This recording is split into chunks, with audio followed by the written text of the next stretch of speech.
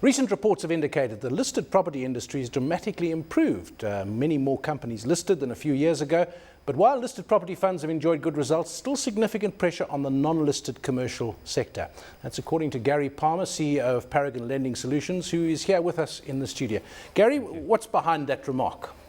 Well, I think if you look at the listed property sector, it's done particularly well. I think returned 12.2%. And you compare that with other asset classes, it has really performed well. The issue comes in the non-listed sector, where there's certain risks maybe involved in the non-listed sector, which is, I suppose, access to bank funding, increased vacancies, escalations aren't what they used to be. So, the listed sector focuses a lot on blue chip tenants. So, and they also got access to cheaper funding. But when you're a private investor, it's difficult to obtain that funding, and normally your tenants maybe aren't as blue chip. So sometimes you've got defaulting tenants, etc. So there's a lot more pressure in that sector than the listed sector. Now, Gary, do you think that the banks are holding back a bit of credit into the non-listed sector, or is there just not enough? I mean, at the end of the day, a property is not a property, it's just a lease. That's all that counts. If you have a signed lease, you actually own a property. You can own a property, but if you haven't got a signed lease, you own nothing. So are the banks being a little bit reticent to give out loans, or are there just no leases around? I think if you just take the last few years, the banks have definitely pulled back. Okay. The banks, and they've come out in the press, are now focused very much from earning interest income to non-interest income, because mainly as a result of Basel III, which results in them having to hold more capital. And because the interest rates are already at an all-time low, the income that they're earning on holding that capital is really limited. So they've moved their focus now to earning non-interest income, which is fees and commissions and what have you. But when it comes to earning interest income, and on your previous session you spoke about unsecured lending, their focus has definitely shifted to unsecured lending. So I believe that the banks have got the capital, they're well capitalized, but their focus has mainly shifted away from secured lending. And yet there's a paradox there too, because the banks generally, we've talked about the retail sector, there is intense competition, particularly in the retail sector at the moment, our big four and others. You would think that if they did a bit more homework, there might be opportunities from what you say in this sector. Despite the shift of emphasis, it sounds as if there's opportunity to be had. Absolutely, but you just have to look at the overall returns. I mean, when the cost of lending the money, is increasing, and there's only a certain amount you can sort of charge the client. So I think that the overall margin that the banks are earning on secured lending is reduced.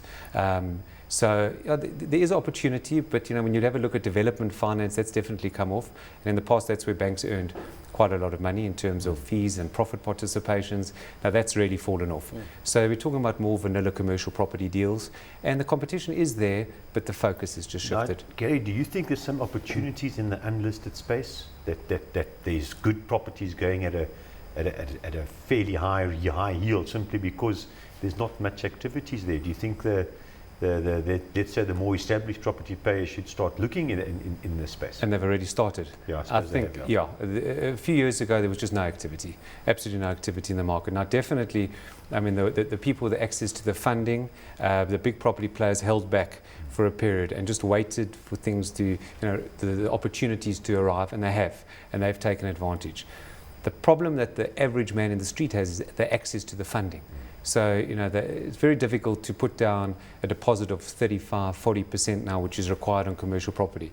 So I think the people who are taking advantage of the situation are the higher net worth individuals with the access to the funding, where they can earn returns, yields. It depends on what sector of the commercial property, but, yields you can 11–12%, and then the cost of borrowing where prime's at 9%. So you've got positive gearing on day one.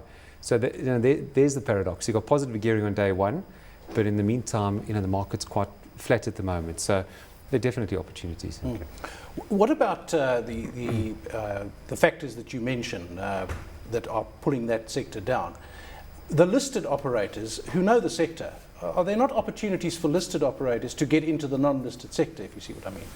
No, I think on the listed sector, that they are focused on, I say, blue chip tenants. They are focused on sort of bigger properties, and you'll actually find in the listed sector they're actually selling off sort of non-core assets. So there's a sort of first division and second division. Completely, and they're selling off the majority of their smaller assets, which maybe are difficult to manage. Maybe the tenants aren't blue chip. So whilst the listed sector have also got access to a lot of capital, their funders as well have also got covenants. So they need to also focus on certain type of leases. So I think there's an opportunity, and I've seen it, where there are a lot of high net worth individuals almost feeding off what the listed sector are selling off, which is non-core to them. Now, Gary, when you look at the commercial market, I mean, manufacturing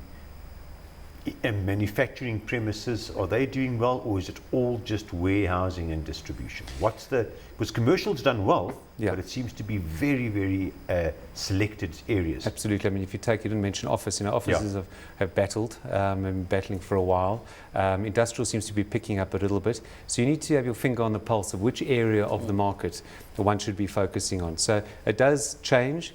And it's the people who are taking advantage, of those sort of glimmers of hope in the commercial sector that are really earning the money. What's the effect going to be? And I'm thinking of Mark Wayner, who said that he was involved in smaller town properties, and he said it's not worth the problems, the difficulties, the services, and he was getting out of shopping malls and similar developments in places like King Williamstown in East London. You can make a high yield in those areas, but they are difficult to manage. Yeah. So, the effect then of him getting out is perhaps that those properties decline because no one else of his scale can take them over. Yeah. What is the effect of what you're talking about? But you're finding a lot of smaller funds are now coming to the market and taking that space where they believe that, you look at the big boys, the Growth Point, the Redefine, that they're so massive. Yeah. So you get more active people coming in and, as I mentioned earlier, sort of feeding off what they're selling, and they believe they can make a difference in those smaller areas. So you talk about the yields in those areas, a lot higher, they're a lot more difficult to manage. Again, but from a risk reward, absolutely. Essentially, you need a local player. You need a person who's spent their whole life in King Williamstown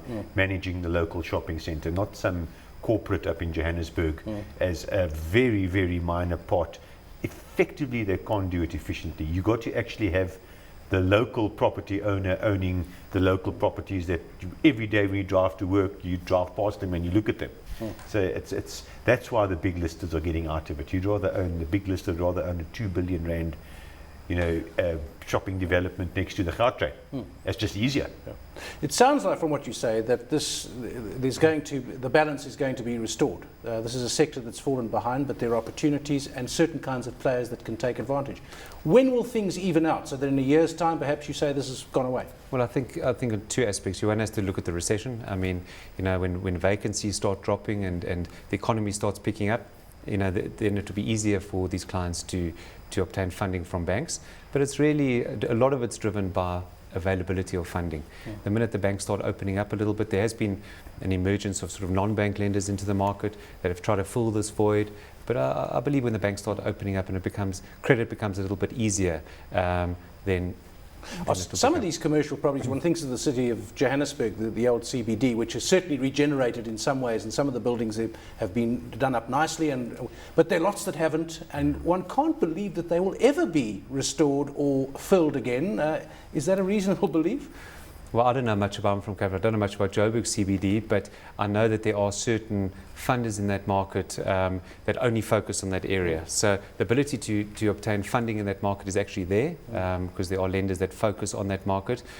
But a lot of people have also, jumped in. They've seen the opportunity, and probably about 2 years ago, one would see great returns, and there were good stories coming out of that. But people got involved, and some of them without the ability to, convert some of these properties to residential. So there've been some fallout. Interesting point that you make about coming from Cape Town. Cape Town hasn't seen the same kind of decline. Is that because on the one side there's the mountain, on the other side the sea? Limited space to go. I mean, you've got the mountain and the sea. So, I travel around the country probably every week, and every city is so different in terms of the yields that they are achieving on commercial property, growth areas. The Joburg CBD is quite unique. In Cape Town, obviously we have certain growth areas, but we don't have the same as in Joburg.